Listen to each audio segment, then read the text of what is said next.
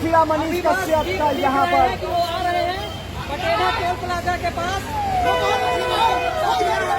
हाँ,